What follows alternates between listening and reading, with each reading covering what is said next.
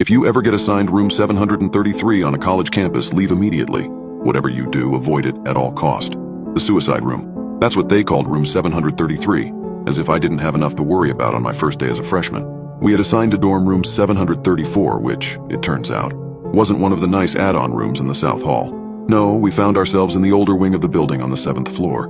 I wasn't too bummed out, though. At least they'd honored my request to room with my best friend. Lydia and I spent most of the morning moving ourselves in. By the time our resident advisor came by, I was taping up posters and Lydia was reading. "Hi girls, I'm Beth," chirped the bubbly blonde girl as she bounded into our room. "I'll be your RA this year." "Hi," I nodded at her. "Wow, you girls really work fast," she said, taking in our made beds and hung up clothes. Beth picked up a drawing of Cthulhu that Lydia had done over the summer. She turned it sideways, studying it. "Is this the Kraken from Pirates of the Caribbean?" Lydia glared at her over the top of her book. "So anyway," the RA continued, "I know our hall isn't as new as the South Hall, but trust me, there's a lot of history here. This building is almost 60 years old." "Yes, I can see that," I said, looking around.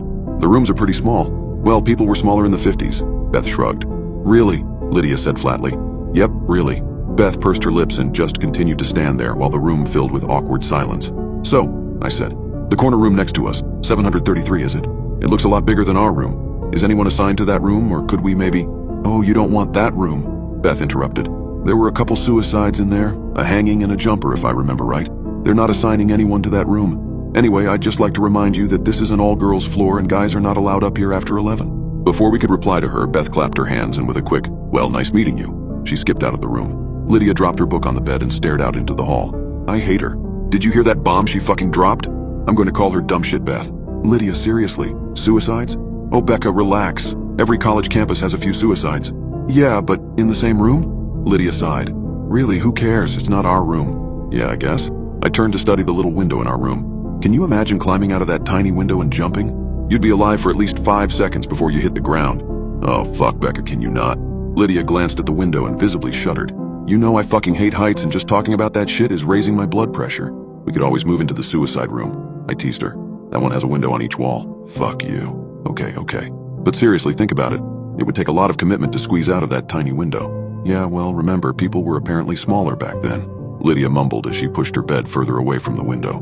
Since Lydia was an outgoing and friendly person, we made friends at lightning speed.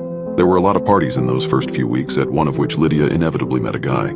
I'd known the girl since we were in diapers, so I fully anticipated her having a boyfriend by the end of September. His name was Mike, and he wasn't anything special, just your standard frat pledge douche canoe. After about a month on campus, the novelty of college started wearing off. Lydia and I found our stride, and we spent more weekends studying than drinking. Midterms were coming up in a couple weeks, and I was determined to maintain a 4.0 GPA throughout my freshman year. One night in early October, I was woken up by a loud grinding sound. I sat up in bed and strained to hear it again. Lydia was also wide awake and listening. "Slam, what the fuck?" she mouthed to me. It wasn't unusual for there to be noise in the hallways, since other people came in at all hours of the night. But this sound had definitely come from next door. The corner room. Grind. "Is that—" "Yeah," Lydia whispered. "That's the window next door." At Lydia's insistence, we kept our window closed at all times. However, there was no mistaking the sound of the window in room 733 being opened and closed again at regular intervals. "Slam." "Who's in there?" Lydia shrugged. "Is someone fucking with us? Is this like initiation?" Lydia raised her eyebrow at me. "Initiation to what?" "I don't know. College? Maybe they're hazing the freshmen?" Grind. It opened. "Who is hazing freshmen?" I shrugged. Slam. It shut. "Becca, I love you, but that was fucking stupid." I threw a pillow at her. "Well, whoever it is, go tell them to knock it the fuck off." "Me? I'm not risking being thrown out a window." Grind.